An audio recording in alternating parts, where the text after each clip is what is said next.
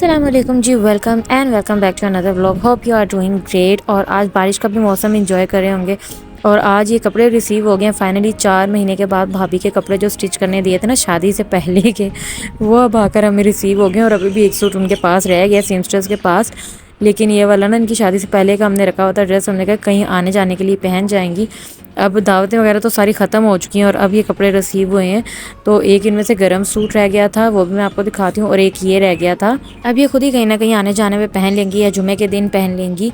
और अभी भाभी घर पे नहीं है, इसलिए मैं इसकी वीडियो बना के भाभी को सेंड कर दूँगी कि ये ड्रेसेस रिसीव हो गए। भाभी गई हुई हैं अपने मैके और 3-4 दिन वो लगा कर वहाँ पर आएंगी। और ये ड्रेस इनका ना बिल्कुल जिस तरह का कार्ड के ऊपर बना हुआ था उसी तरह का हमने स्टिच करवाया था।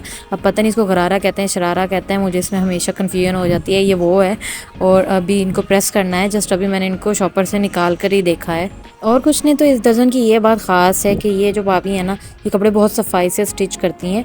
इसके नीचे जो हमने खद्दर का सूट रखा हुआ है ना, ये हमने लिया था लाइमलाइट से। जब भाभी की शादी के बाद हम सर्दी के कपड़े उनके लेने गए थे ना, तब भाभी नहीं गई थी साथ, वो और भाई घर रुके थे, तो उनके लिए ये अम्मी अपनी पसंद का लेकर आई थी।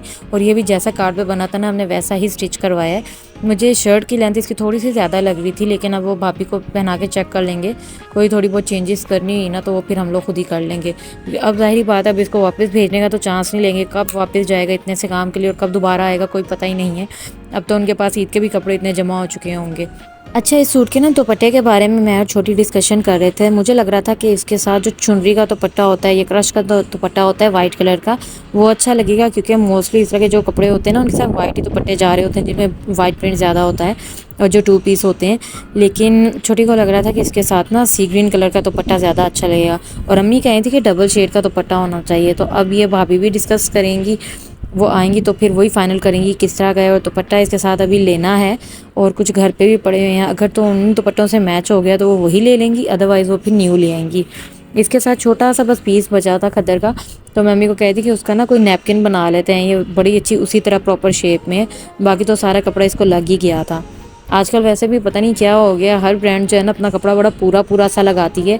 या तो कैपरी नहीं सही से बनता है, या फिर टेढ़ा रख के काट के पूरा करना पड़ता है, या फिर उसमें जोड़ इतने डलते हैं ना कि कपड़े की फिनिशिंग ख़राब हो जाती है। आज हमारा कज़न ब्रदर भी आ रहा है और उसको भी कॉल की हुई थी। और यहाँ पर बारिश तेज़ शुरू हो गई थी और कसूर में भी सुना कि बड़ी तेज़ बारिश हो रही है। तो बारिश रुकने पर उसने आना था और उसके आने पर उसका फेवरेट शिमला मिर्च कीमा बनाना है। तो भाई ने कहा हुआ था कि वो लाजमी बना लेना, आज उसको बहुत पसंद है तो वो खाएगा। और नेक्स्ट डे के लिए हमने प्लान किया है कि जी कीमा मकरोनी बना लेंगे। तो वो चीज़ें मैंने तैयार करनी है, तो वो मैं किचन में जाऊंगी और अब उसकी तैयारी करूंगी। लेकिन उससे पहले हवा इतनी तेज़ थी ना कि गेट इतनी ज़ोर ज़ोर का लग रहा था छत का, तो मैंने कहा कि इसको बंद ही कर लेते हैं।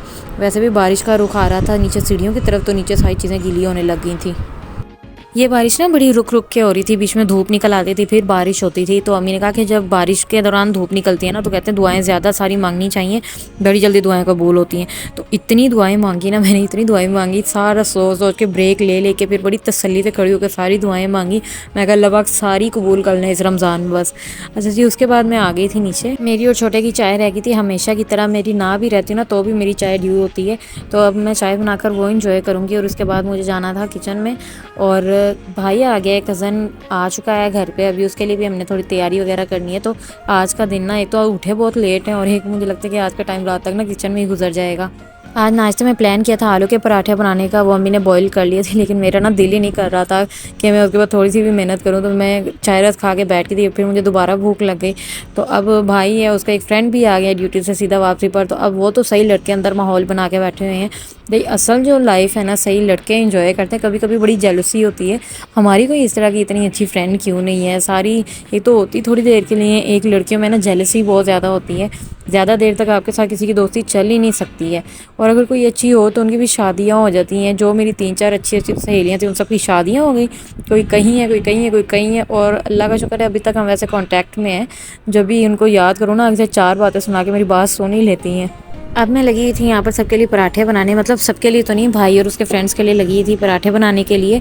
और इतनी को मैं लेज़ी थी ना कि मैंने पराठा खाने की वजह से ही अपने लिए दोबारा पेड़ा भी नहीं बनाया कि मैं बनाऊँगी तो खाना पड़ेगा। और मैंने ऐसे चलते फिरते उठते बैठते हुए कभी चाय पी लिया, 2-2 दफ़ा तो चाय पी लेते हैं, तो उससे तो भूख ही ख़त्म हो जाती है। तो इस तरह करके मैंने फिर 4 बातें अम्मी से सुनी कि मैं खाली मैदा लेकर इस तरह फिर रही हूँ तो चेहरा और ख़राब हो जाएगा, रंग जला पड़ेगा, पता नहीं क्या क्या मुझे बातें आज सुनने को मिली थी। एक घर में वैसे भी 3 बहनें हो ना, तो तीनों की नेचर अलग होती है। हमारे घर में भी 3 तरह की डिफरेंट पर्सनैलिटीज़ पाई जाती हैं।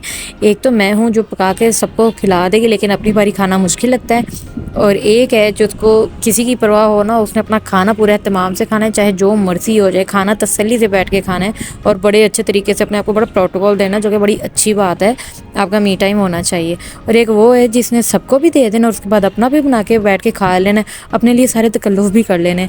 तो मेरे ख्याल में खाने पीने के मामले में ना घर में सबसे केयरलेस एक मैं हूँ और एक भाभी है, क्योंकि हम दोनों को अपने खाने की कोई परवाह नहीं होती। आज सर्दी थी ना, तो आज चस्के करने का भी दिल कर रहा था और आज पानी वाला काम भी ज़्यादा था, तो ठंड लग रही थी, तो इतना खास कोई दिल नहीं कर रहा था काम करने का। मैंने अभी चूल्हे की सफाई करनी थी, शेल्फें साफ़ करनी थी और दीवारें किचन की साफ़ करनी थी। ये हर 2-3 दिन तक करते रहे ना तो फिर ये सही रहता है। अगर 2-3 दिन बाद ना करें ना तो किचन में बहुत ज़्यादा ग्रीस हो जाता है, दीवारों पे बड़ी उलझन होती है उससे। और हमारे घर में वेंटिलेशन ज़्यादा है, तो हमें दिन में 2-2 बार सफाई करनी पड़ती है। जिस दिन जस्ट एक बार सफाई करते हैं ना, तो शाम तक बहुत ज़्यादा मिट्टी फिर हो जाती है, क्योंकि हमें वेंटिलेशन के लिए छत का भी दरवाज़ा खुला रखना पड़ता है और खिड़कियों से भी काफ़ी ज़्यादा आ जाती है। बेशक आपने जाली लगाई हो ना आगे, तब भी काफ़ी गर्द आ जाती है। तो 2-2 बार तो हमें स्वीपिंग लाजमी करनी पड़ती है। अब तक दूसरी सफाई का टाइम हो चुका हुआ था। अभी मुझे खाना भी बनाना था, मुझे कुछ बर्तन धोने थे यहाँ पर। थोड़ा सा मेरा आज मूड भी ऑफ था, क्योंकि उठते साथ आज मेरा थोड़ा सा नुकसान हो गया था पैसों का, ऑनलाइन ही। और उसकी वजह से ना $3-4 चले गए थे। हैं तो बहुत छोटी सी अमाउंट, मुझे पता है इतना कोई ज़्यादा नहीं, लेकिन आपने जिस चीज़ पे मेहनत की होती है ना, वो फिर थोड़ा सा $1 और $2 हो, वो लॉस आपको बड़ा मैटर करता है। तो मेरा सुबह का उसकी वजह से भी मूड बड़ा ख़राब था। लेकिन जैसे जैसे मौसम चेंज हुआ और सारे इकट्ठे होते गए, फिर कज़न भी आ गया, तो उसका भी स्टे था हमारी तरफ, तो उसकी वजह से ना ज़रा शुगर लगता रहा, तो मूड बड़े हद तक फ्रेश हो चुका था। अच्छा, ये वाला जो केक है ना, ये मेरे कज़न का फेवरेट केक है। और मैं पहले इतनी डम होती थी ना कि सब कहते थे चिकन केक, तो मैं कहती थी चिकन केक है, पता नहीं जानबूझ के छेड़ रहे हैं, जानबूझ के मजाक कर रहे हैं, चिकन केक कहाँ से आया। क्योंकि मैंने कभी चिकन केक नहीं मंगवाया, मैं चॉकलेट केक की बड़ी शौकीन हूँ। अगर खाते थे तो फिर या चॉकलेट या पाइनएप्पल केक आता रहे घर पे, तो मुझे चिकन केक का आइडिया नहीं था। लड़के तो खा भी लेते थे, पर मैं पता नहीं कौन से पत्थर के नीचे रह रही थी, मुझे नहीं पता था। तो जब भी कभी कोई ट्रीट की बात होती थी ना, एक दूसरे से कोई फ़ाइन पार्टी लेनी होती थी ना, ये हमेशा कहता था कि बाजी चिकन केक खिलाने, चिकन केक खिलाने। और मैं कहती चिकन केक क्या ही, वैसे शुगर लगा रहा होगा। तो लेकिन ना फिर बाद में जब हमने खाना लेना शुरू किया ना बाहर से, तो फिर मुझे ज़्यादा आइडिया हो कि नहीं वाकई चिकन केक भी होता है। तो फिर मुझे फ़ील हुआ कि अच्छा ये सही पिटता था बेचारा, मुझे ही नहीं आइडिया था। आज भाई का सैटरडे ऑन है और भाभी भी यहाँ पर नहीं है, तो अभी हम लोग दोनों को ही मिस कर रहे हैं, क्योंकि भाई ने तो आना है रात तक। उसके लिए मैं साइड पे करके रख देती हूँ केक। लेकिन हमारे घर में माशाल्लाह इस वक्त 9 अफराद हैं और फिर भी हमें भाभी की कमी इतनी ज़्यादा फील हो रही है ना, कि मैं अभी जाकर भाभी से फ़ोन पर बात करके आई हूँ, उनको कॉल करके आई हूँ और वो वहाँ पर हमें मिस कर रही हैं और हम यहाँ पर उनको मिस कर रहे हैं। अब यहाँ पर देखकर आप लोग गैस कर लें कि ये अब तक की कौन सी चाय है, कितने नंबर की चाय है, क्योंकि मेरे ख्याल में मैं तीसरी शिफ्ट तो अब यहाँ तक लगा चुकी हूँ। अभी बारिश थोड़ी देर के लिए रुक गई थी, तो पानी वगैरह वाइप करके आए हैं। घर की एंट्रेंस बहुत गंदी हो गई है, लेकिन अब मैं दोबारा नहीं वाइप करूँगी, क्योंकि ये फिर वैसे हो जानी है। आलू का जो मिक्सचर बचा था ना, उसकी टिक्कियाँ बना दी थी। अम्मी को भूख लग रही थी, मगरिब हो चुकी थी, तो उनको अब देख के उसके बाद मैं आ गई थी किचन में। और किचन में मैंने आज बना लिया है खाना, तकरीबन हाफ़ तो ये बन ही चुका हुआ है, शिमला मिर्च कीमा। और आज ही मैंने ज़रा डिफरेंट तरीके से बनाया है। नॉर्मली जब हम कीमा बनाते हैं ना, तो हम सारी चीज़ें उसके अंदर डाल के एक उसको बॉईल दे देते हैं अच्छे से, उसके बाद उसको भून लेते हैं। लेकिन इस दफ़ा मैंने ऑयल के अंदर दालचीनी को, बड़ी इलायचियों को और ज़ीरे को कड़कड़ाया है। उसके बाद उसके अंदर प्याज वगैरह का, जिस तरह सब्जियां भूनते हैं ना, प्याज फिर लहसुन अदरक, फिर उसके बाद उसके कीमा उसके अंदर डाल के भुने और उसके बाद उसके अंदर टमाटो पेस्ट डाली है मैंने। इस पर टाइम लग गया है रूटीन से ज़्यादा, ये आधे घंटे पौने घंटे में जाकर तकरीबन ये तैयार हुआ था। नॉर्मली ये वाला खाना इतना टाइम नहीं लेता, क्योंकि कीमा बहुत जल्दी बन जाता है, लेकिन फिर भी ये वर्थ इट था, बहुत टेस्टी बना है। और जहाँ तक टेस्टी की बात है ना, तो जब से वो बुखार में खाया ना कीमा, तब से वो इतनी स्मेल चढ़ी है ना, कि उसके बाद से अब जब भी ठीक होते हैं ना, जब भी कीमा खाने की बारी आती है, तो मुझसे अब खाया नहीं जाता, मेरा कीमे वाला शौक ही चला गया। ठीक है, तो अब यहाँ पर सबके लिए रोटियाँ बनाऊंगी, उसको दम लगाएंगे 2 मिनट के लिए। और अगर आपने यहाँ तक वीडियो को वॉच कर लिया है तो लाइक कर दें, चैनल को कर दें सब्सक्राइब। मैं अब मिलती हूँ आपसे नेक्स्ट ब्लॉग में नेक्स्ट पार्ट के साथ। अल्लाह हाफिज़।